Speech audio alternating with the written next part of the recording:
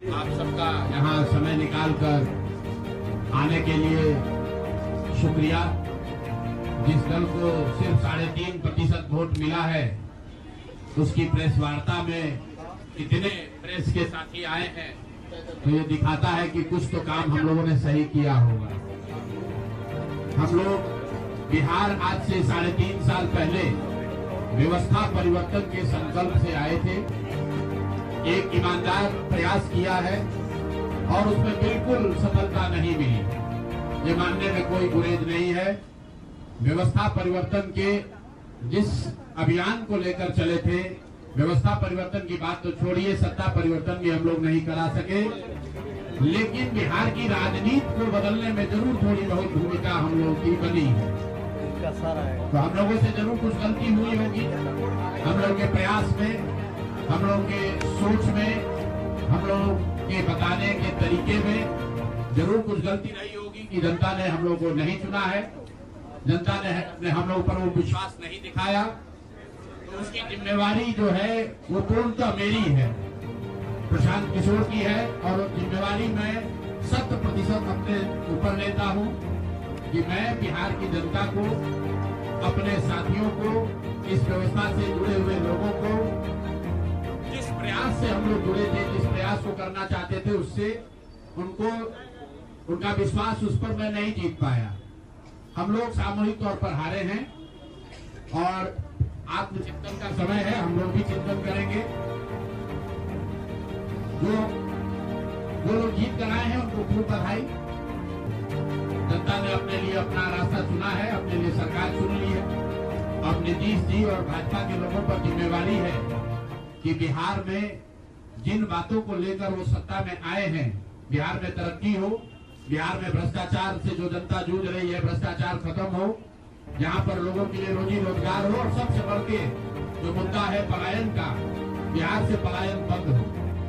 हम लोगों से जो गलती हुई है, जिन लोगों ने जन स्वराज के विचार पर इस सोच से इस प्रयास से जुड़कर एक सपना देखा था, एक उनकी सोच बनी थी, उनकी आशा की किरण जगी थी कि बिहार में एक नई व्यवस्था बनाई जा सकती है, उन सब के आशाओं पर, अपेक्षाओं पर, उनके सपनों पर खरा नहीं उतरने के लिए जो दोष है वो मेरा है। इसलिए मैं आपसे विनम्रता से आपसे माफी मांगता हूं कि मैं आपके सपनों के आधार के अनुसार, आपके सोच के अनुसार वो व्यवस्था बनाने में नाकामयाब रहा हूं। और प्रायश्चित के तौर पर मैं आज से 2 दिन के बाद 20 तारीख को गांधी विद्यारवा आश्रम में जो रास्ता गांधी जी ने बताया है, मैं अपने लोगों को, बिहार के लोगों को ये नहीं समझा पाया कि किस बात पर उनको वोट देना चाहिए, क्यों उनको नई व्यवस्था बनानी चाहिए। तो प्रायश्चित के तौर पर मैं अपने से विद्यारवा आश्रम में 1 दिन का उपवास, मौन उपवास रखूंगा। जो भी जन स्वराज के साथी हैं वो जहां पर है वहां, अगर वो समझते हैं कि हम लोग के प्रयास में, सोच में जो कमी रह गई, उसको सुधार के लिए प्रायश्चित के तौर पर हम लोग 1 दिन का सामूहिक उपवास रखेंगे। मैं खुद विद्यारवा आश्रम विद्यारवा में रहूंगा, 24 घंटे का एक उपवास रखेंगे। चुनाव के परिणामों को लेकर जो बात है उस पर बहुत विवेचना हो रही है।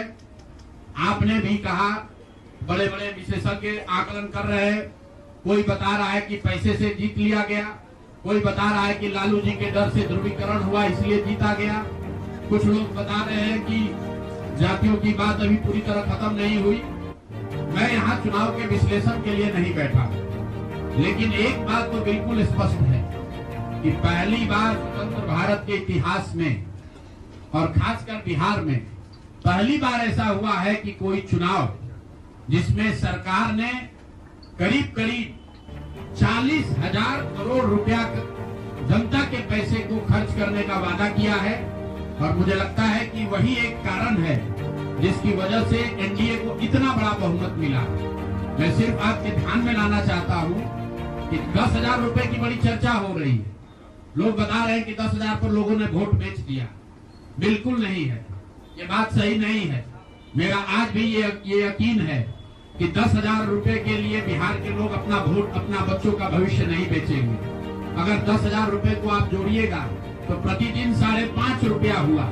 5.5 रुपए में कौन अपना वोट बेचेगा? लोगों ने 10,000 रुपए के लिए सिर्फ वोट नहीं बेचा। आपको देखने, जानने, समझने की जरूरत है। और इस पर यह बहस भी हो रहा है। सत्ता में जो लोग आए हैं वो कह रहे भैया हम तो सरकारी योजना चला रहे थे। जो विपक्ष में है वो कह रहा है हम योजना नहीं चला रहे थे, आप पैसा देके वोट खरीद रहे थे। इसका कोई अंत नहीं है, इस बहस का कोई अंत नहीं है। चुनाव आयोग पर लोग टीका टिप्पणी कर रहे हैं, वो चुनाव आयोग का विषय है। बिहार के बेटा होने के नाते, बिहार के नागरिक होने के नाते मेरा बस एक ही प्रश्न है। हर विधानसभा क्षेत्र में 60 से 62,000 लोगों को कम से कम 10,000 रुपया सीधे तौर पर सरकार ने दिया है। सिर्फ 10,000 रुपया नहीं दिया, ये कहा कि आपको स्वरोजगार के लिए 2 लाख रुपया दिया जाएगा और उसकी पहली किस्त के तौर पर, बयाना के तौर पर 10,000 रुपया उसको दिया गया। और पूरा सरकारी तंत्र लगाया गया लोगों को ये बताने के लिए कि अगर आप एनडीए को वोट देते हैं तो आपको 10,000 रुपए के साथ साथ आने वाले 6 महीनों में 2 लाख रुपए तक की सहायता मिलेगी। इसको करने के लिए पूरा सरकारी तंत्र लगा। जीविका की दीदियों को बैठाया गया। जितने यहाँ पर आशा आंगनवाड़ी सेविकाएं हैं उनकी सैलरी, उनका मानदेय बढ़ाकर उनको जोड़ा गया। लोग कह रहा है भैया काडर कहाँ है? मेरे भाई 2 लाख लोगों को, आप ध्यान रखिए, सिर्फ 10,000 रुपए लोगों को नहीं दिया गया है। हर विधानसभा में, मैं बहुत जिम्मेवारी से जो सरकारी आंकड़ा है वही बता रहा हूँ, हर विधानसभा में 60 से 62,000 महिलाओं को 10,000 रुपया दिया गया है। करीब करीब 1 लाख आंगनवाड़ी सेविका, आशा वर्कर और ममता की से जुड़ी हुई महिलाओं को करीब सरकार ने 10,000 करोड़ रुपया अलग से दिया है। इसके साथ ही विकास मित्र और टोला सेवकों को 25,000 रुपया एक बार में, और जो लोग प्रवासी मजदूर बाहर से आए उनको 5,000 रुपया दिया गया है कपड़ा के नाम पर। तो कुल मिलाकर 29,000 करोड़ रुपया, करीब 29,000 करोड़ रुपया बांटा गया है। 40,000 करोड़ रुपए की योजनाओं की घोषणा की गई है। अब हम यहाँ इसलिए नहीं बैठे हैं ये कहने के लिए कि इसी वजह से हम लोग चुनाव हार गए। मेरा अब सीधा सरकार से एक आग्रह है कि आपने 2 लाख रुपए देने का वादा किया है, जनता ने आपको मत दे दिया, अब आप सत्ता में बैठे हैं, तो कृपा करके जो 1.5 लाख महिलाएं, 1.5 करोड़ महिलाएं हैं जिनको आपने 10,000 रुपया दिया है, उन सभी महिलाओं को अगले 6 महीने में 2 लाख रुपए तक देने की व्यवस्था कीजिए। क्योंकि अगर वो हो जाएगा तो बिहार से बेरोजगारी दूर हो जाएगी, बिहार से पलायन बंद हो जाएगा। और अगर आपने ये नहीं किया तो ये बिल्कुल स्पष्ट हो जाएगा कि आपने ये 10,000 रुपया किसी योजना के तहत नहीं दिया था, सिर्फ और सिर्फ वोट खरीदने के लिए दिया था। तो वोट खरीदने के लिए पैसा दिया गया है कि किसी योजना के तहत पैसा दिया गया है, सरकारी योजना के तहत। इसका प्रमाण इस बात पर है कि आने वाले 6 महीने में सरकार ने स्वरोजगार के नाम पर जो पैसा जारी किया है, उस क्षेत्र में और पैसा और मदद जारी की जाती है या नहीं की जाती है। हम लोग एक भी विधायक न जीते कोई बात नहीं, जन सुराग। और कई लोगों का सवाल है नीतीश कुमार को 25 सीट आने की बात है, तो मैं आपके सामने घोषणा कर रहा हूँ कि जो 25 सीट हमने बात कही थी उस पर बिल्कुल कायम है। अगर नीतीश कुमार ने, उनकी सरकार ने ये वोट खरीदा नहीं है, इनको 2-2 लाख रुपए दे दे, मैं बिल्कुल राजनीति से संन्यास ले लूंगा, उसमें कहीं कोई दिक्कत नहीं है।